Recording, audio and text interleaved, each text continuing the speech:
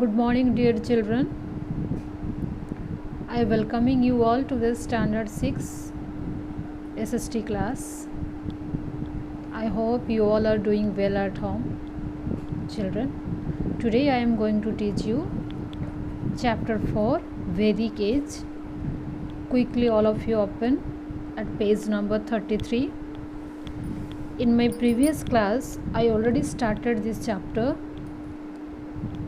and so now let's continue the chapter. Today we will discuss about food. The Aryans ate simple food consisting of rice, wheat, barley, vegetables, fruits and meat. Milk and milk products such as butter and ghee also were favorite to them. Amusement. The usual pastimes of the Aryans were chariot, racing, hunting, gambling, singing, dancing and playing musical instruments. Among the musical instruments, the flute and the drums were important. Soma was an intoxicating drink used by people of the Vedic age. So children, what was an intoxicating drink used by the people of the Vedic age? Soma. So you underline this. Next we'll see religion. The religion of the early Aryans was very simple.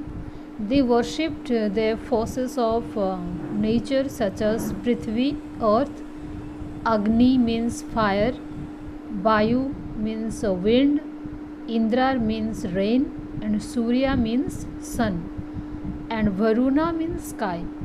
Indra was their most important god. So, who was their most important god? Indra. There were no idols, prayers were chanted in open air. Rituals were simple. Fire was an important part of these rituals. Next we'll see later Vedic period. The Aryans learned the use of iron at the beginning of the later Vedic period. This is the beginning of the Iron Age in India. The use of iron tools enabled them to clear the dense forest of the region they settled in. They gradually spread along the northern Gangetic plains. Samveda, Yajurveda and Atharvaveda were composed during this period. Towards the end of the later Vedic period, the Aryans spread from Ganga Yamuna Ghats to Koshala in UP and Videha in North Bihar. Now next we'll see administration. In the later Vedic period, the Rajan became a king who had a proper army and a kingdom. King's prestige depended on the extent of the area he controlled. They adopted different titles like Samrat and Maharaja Dhiraja. To gain more power, the king performed Rajasuya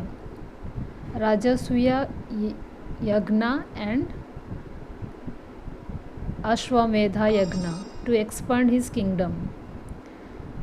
King became more powerful as the kingdom grew larger. The position of the chief priest rose in importance as they performed the rituals.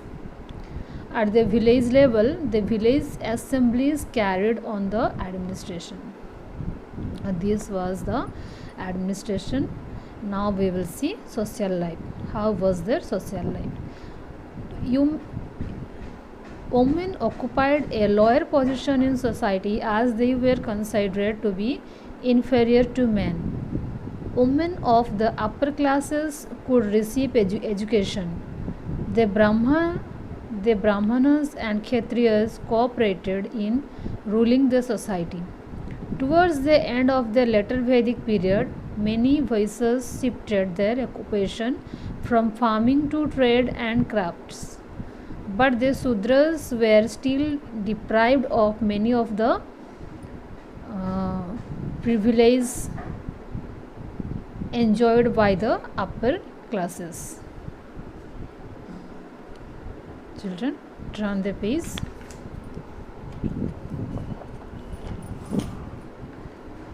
System became very rigid. Occupation became related to birth and caste. Next we'll see occupation. About occupation, in later Vedic period also agriculture was the chief means of livelihood.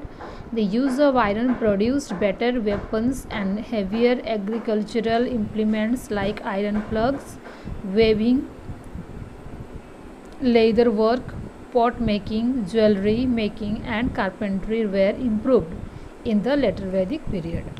So these are the things improved in later Vedic period. Next we will see religion. About the religion. In the later Vedic period, Surya, Prithvi, Varuna, Indra and other gods lost their importance.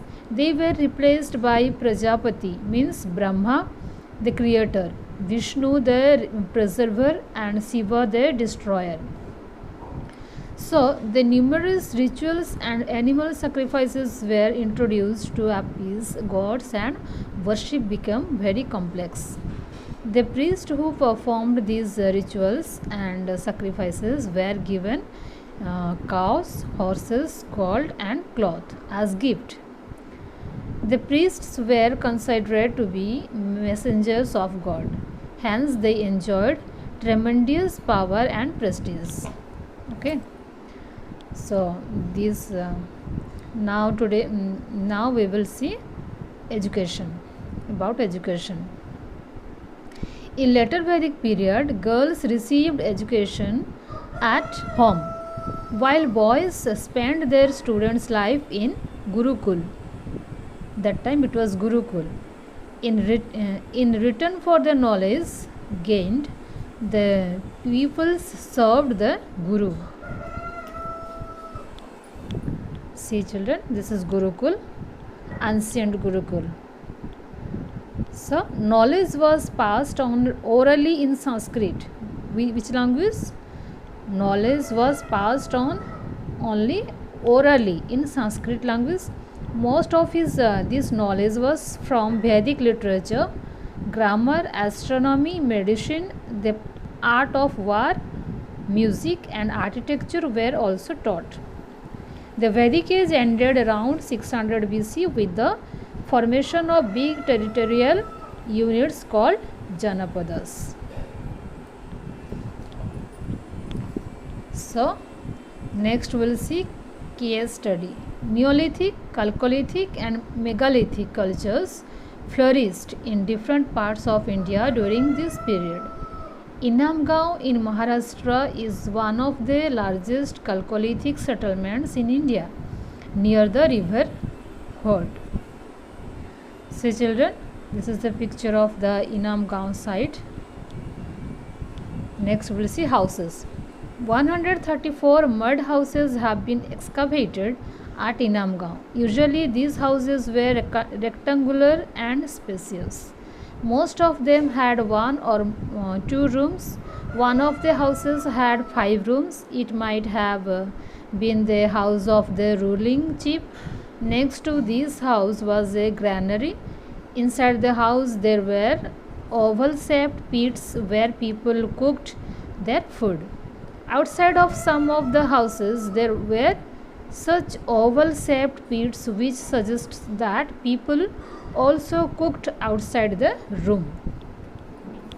This is all about the houses they used. Next we will see other structures. There were several other structures around the settled area. There was a wall. There was also an embankment. Remains of channels which were used to irrigate the fields have also been found. Pottery. At Inamgaon, red pottery with black designs have been excavated. Tools found at Inamgaon were made of stone. These tools were used for cutting plants and animal hide. Artifacts. The people of Inamgaon made artifacts of copper. Perhaps they obtained copper from Rajasthan. Copper was scarce and thus precious. A lot of beads were found at Inamgaon.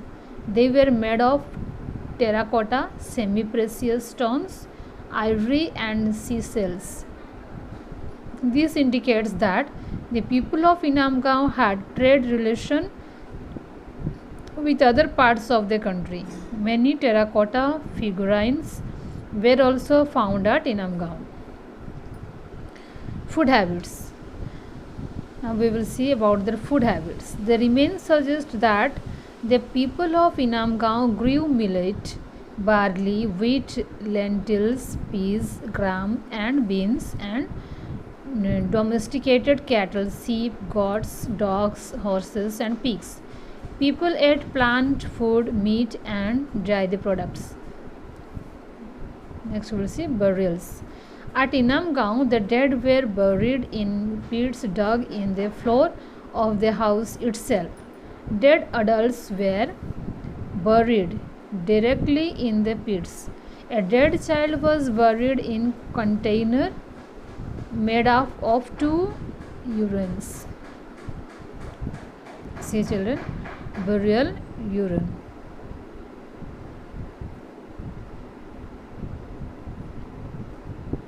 Next we will see last decline. In the last phase of the settlement, the people of Inamgaon seem to have faced some serious problems. There was a decline of farming activity. People started relying more on hunting and gathering food. Instead of large rectangular houses, we find small round huts. It seems people were becoming poorer and their old way of life had come to an end. So children, here this chapter is over, and now this is your work. You should write the important things what I gave you in underline and gave. That one you write in this copy, just you write in SST copy and learn and read this chapter 2-3 times. Okay children, thank you.